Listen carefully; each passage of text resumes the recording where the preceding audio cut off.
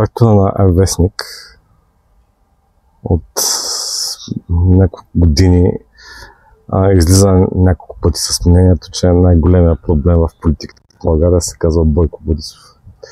Така ли е? Иван Бакалов говориш. Да. И Вестник. Ами, той е прав по същество. В смисъл, прав е в конкретното твърдение, че днес един от големите, не знам дали е най-големия, но един от големите проблеми в политиката, да, е Бойко Борисов, но това е феномен, който надхвърля личността на Борисов. В смисъл, ние периодично деградираме до едно състояние, в което чакаме някой да умре, за да се промени нещо. Така беше и с Тодор Живков. Наскоро гледах, например, първия митинг след 10 ноември, който е някъде декември, да речем, 89-та. Имаше репортаж във всяка неделя тогава. И една жена минава и пита хората какви са му очакванията за бъдещето, нали, защо до сега са мълчали, а пък чак сега излизат на митинг. Е такива въпроси, стандартни като анкета. И масово хората отговарят първо, че според тях нищо няма да се промени и че това е някаква пунтамара и че всичко е цирк и това няма да доведе до никаква промяна, ами е на комунистите някакъв театър за народа. Това е супер масово мнение, защото просто хората са изгубили вече вярата, че някога нещо ще се случи в тази.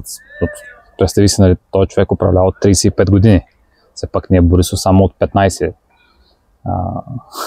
му се радваме, от 20, ако сложиш кметския мандат. И тогава, като гледах този репортаж, тази анкета, направих паралел с сега, защото сега е също. Изглежда, че никога нищо няма да се промени, докато някой не умре, защото политиката се подчинява на някаква такава лична клиентелистка мрежа, която нищо не може да разкъса. В смисъл, тук модела е... Значи просто мога да спрем и...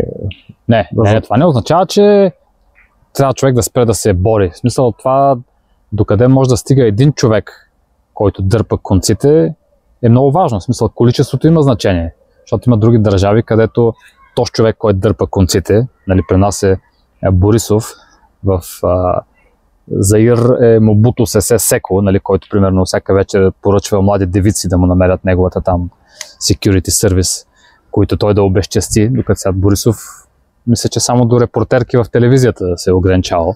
Allegedly. Да, allegedly. Не знам дали е станало така. Твърди се, че в резиденцията му в Бояна са ходили журналистки млади. Твърди се, но... Окей, значи тезата е, не твърдя нищо такова.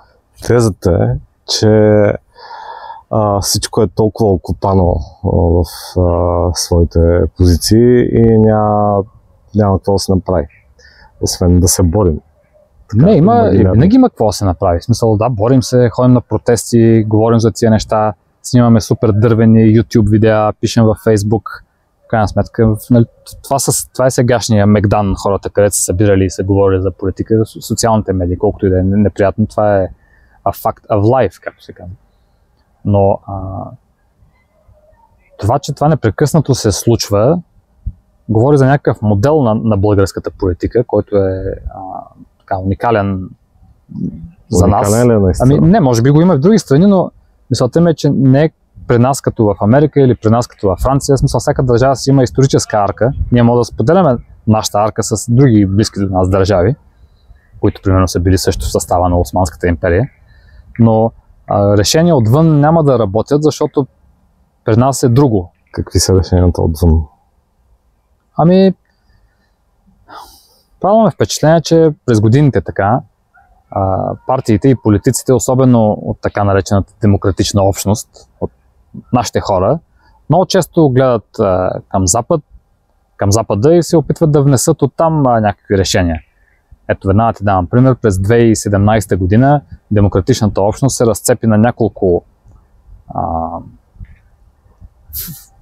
фракции, силно казано, защото те са като много малки такива, в смисъл, на няколко кандидати за парламента, коалиции, всяка от които получи по 3, и нещо процента. Нито една от тях не влезе. И това беше най-голямото крадене и най-голямата разсипия в последния мандат на ГЕРБ.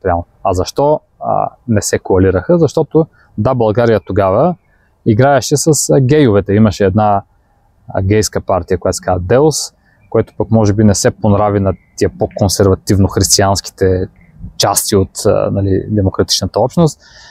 Сега не знам дали това е играло, но тогава да, България се опитаха през тази врата да влязат, през Identity Politics, което не стана, но това беше внесено изцяло от Запад.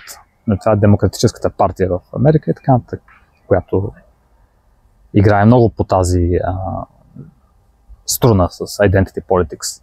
През 2017 това беше в пика си. Сега може би нещата вече леко се променят. Но да, няма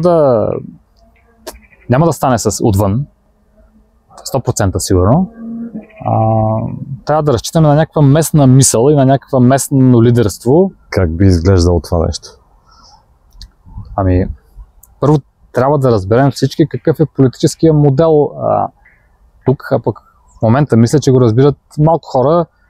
Това нещото е много сложно, защото трябва малко да се поинтересуваш от това, за да вникнеш, да прочетеш малко история, да направиш паралели с миналото и така нататък, да видиш как нещата се повтарят в едни големи цикли. Предположим, че сега ни гледа следващия министър-председател. Какъв съвет, който в момента започва от нулата, какъв съвет бихме му дали за пътя му? Какво трябва да направи? Много добър въпрос, но аз ако знаех, ще да го направя аз. И аз щях да стана следващия министър-председател, но тъй като очевидно не го знам, съдейки по това, че не съм министър-председател. Нека спекулираме малко.